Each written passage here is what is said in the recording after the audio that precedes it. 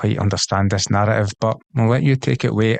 Some, maybe a minority, well, definitely a minority, think it's time for Callum McGregor to be taken out of the Celtic team and given a rest. Where do you stand in that argument?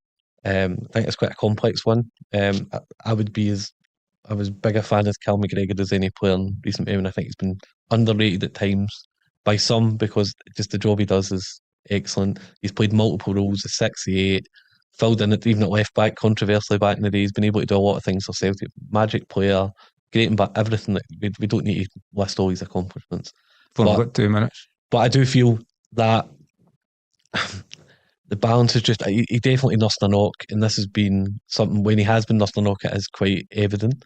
But I just feel there has to be a way for Celtic to do something differently. And I just think the Casper Schmeichel injury, which was so obvious to everyone that watched, and then when he's been removed from the team, I think Sinister's been able to give Celtic more.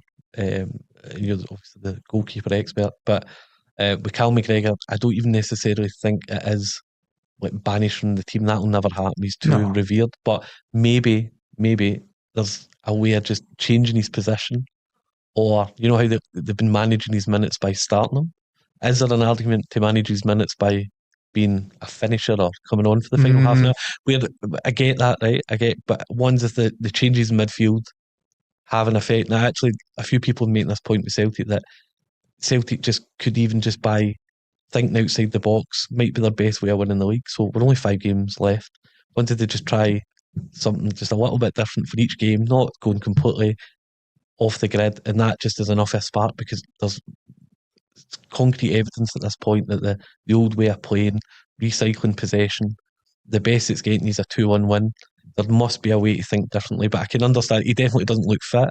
I don't think it's that pure you're out for the season if he can play, but I think there's a way of managing the captain better in these final games, and that's turned into a wee bit of fence sitting, but I do feel there is options available at Celtic in terms of what you bring with Engels and other players. I barely even let you get a word in. I don't think that's happened before, but please tell me what you think. He's got to start. Don't he come on and influence games off the bench? I think that'd be unfair. I think the first 45 minutes last week, him and Oxlade-Chamberlain actually ran the show. I thought Celtic were very good for the first 45 minutes against St Mirren last week, but it was after half time that somehow the levels dropped. Don't understand what happened. I don't think it was so much McGregor. I thought Oxlade-Chamberlain's levels dropped. I thought Benjamin Negrin's that kind of enigma anyway, isn't it? It doesn't really give you that energy to control midfields.